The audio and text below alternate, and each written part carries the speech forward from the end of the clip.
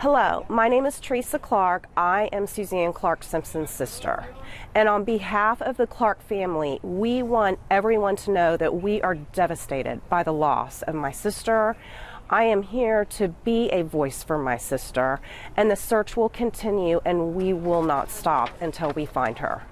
We are going to bring Suzanne home because Suzanne was an incredible mother, daughter, sister, and she was a beloved person of the San Antonio community who was born and raised in San Antonio.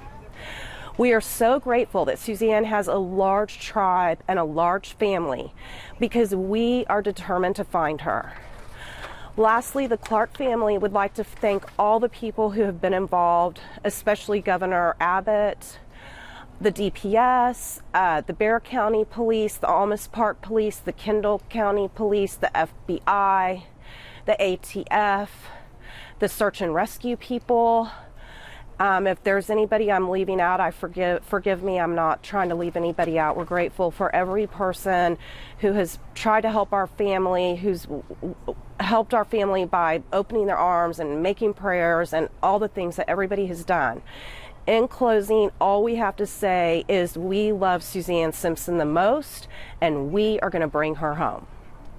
Teresa, how does it make you feel that the chief had said that she was going to be, she may have been in the landfill, and now they've closed that area of searching? How did that make you and your family feel? Well, the thing about it is that because we have an ongoing investigation with so many people involved, I'm not really allowed to directly speak about any questions because right now the only thing that we can focus on is finding my sister and bringing her home, and that is our goal, and that's why we started the vigil here, and this is why I'm making a statement on behalf of the Clark family.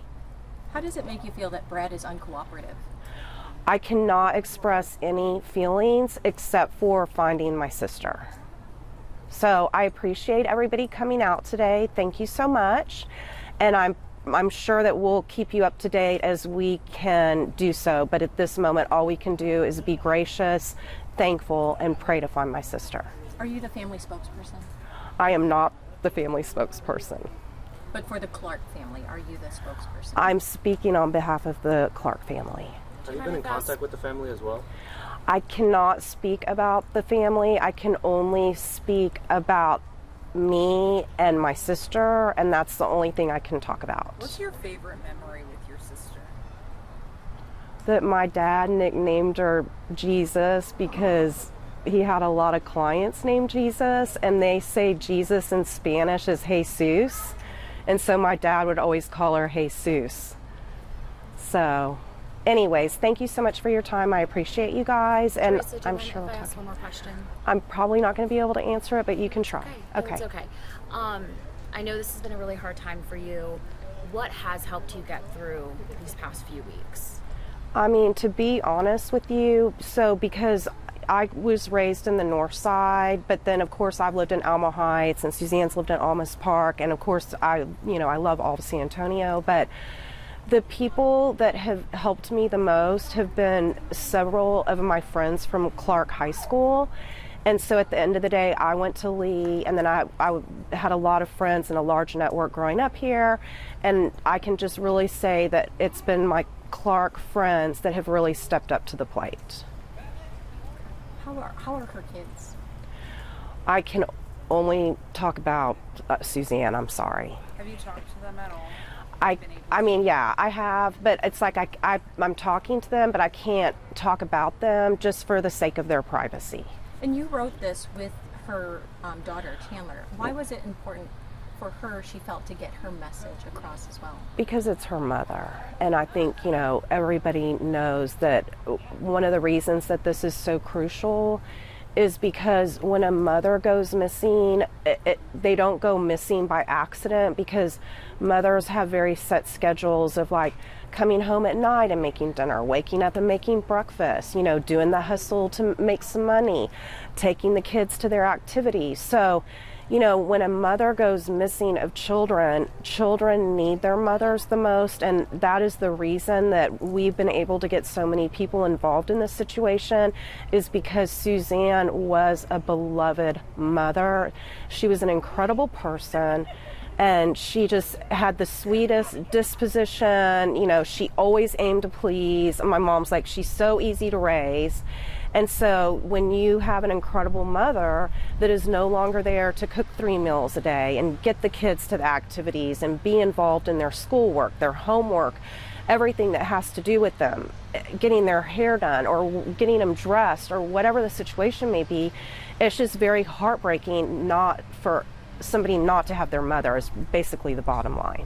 So last week you posted something about her being found and her being dead. Where did those comments come So from? I was traveling around the world on a trip that was sort of just like a once-in-a-lifetime situation with a large group of people, and it started off as 54 people, and then the next week it was 124 people, and I had booked the airline ticket on American, and you know, it was just like on my miles, so it was very affordable. And they had set the trip up to go like Austin, Los Angeles to Doha, Middle East. Then I was in Phuket for 7 days, which was like a dream come true for me. And when I left to go on this trip, I was in deep prayer. Just, I don't know why, but for some reason when I was on this trip, I was like, God, I am praying to you. I need you to give me the best focus, the best direction, like whatever the message is, I need you to communicate it to me.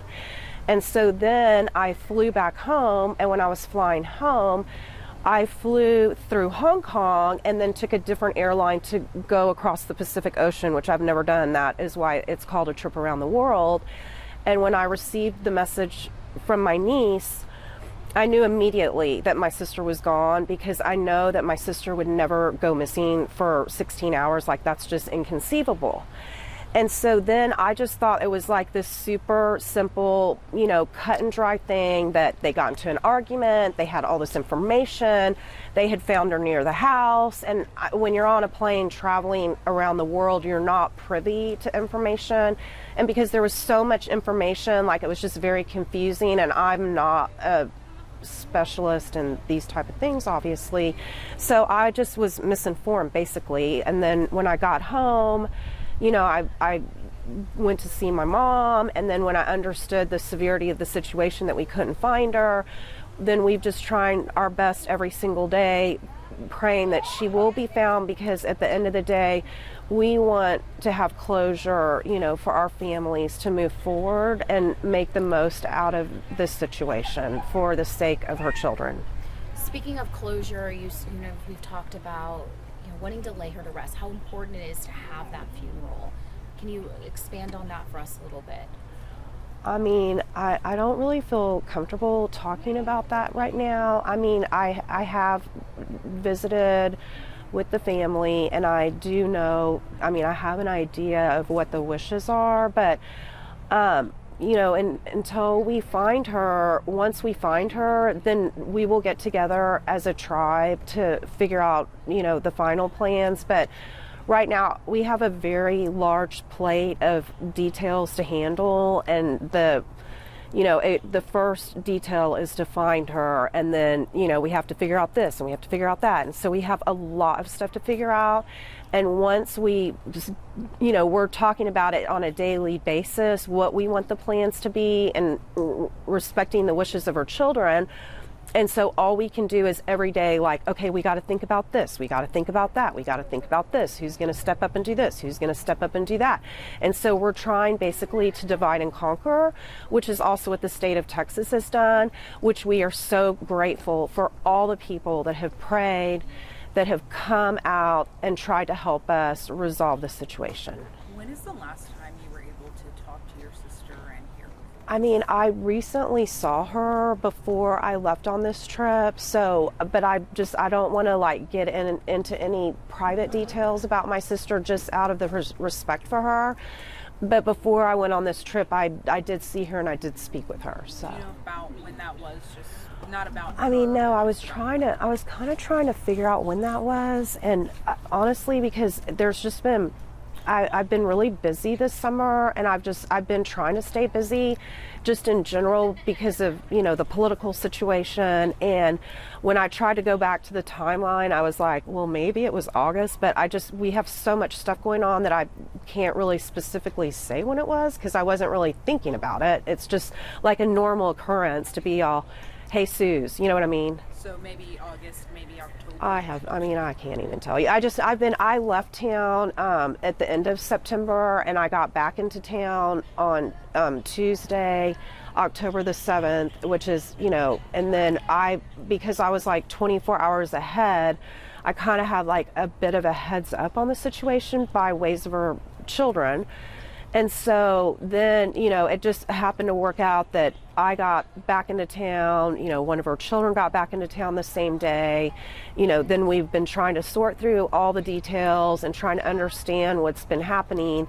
And at the end of the day, a couple days ago, one of the publications had made a very specific timeline of everything. And it was very helpful because once I read the specific timeline that the press did, it kind of just solidified everything of what the situation was, because unless you look at a timeline, it's hard to know all the details of what's going on. I know you don't want to speak too much to the investigation, which we totally understand, but when it comes to getting justice for your sister, how important is that too? Honestly, I can't even talk about that because the whole situation is just really, truly heartbreaking for us. And, we have all been together since little children because San Antonio it's like a small community in a way. It's sort of like a small town in a big city. And so the only thing that we can focus on right now is every day we just pray and we just know that God's got this, because we would never expect something like this to happen. And then we just have to be patient for everything to sort of work itself out so that we can execute on the plan that best works for her children. Thank you so much, Teresa. Yeah, y'all are sweet to come out. I appreciate it.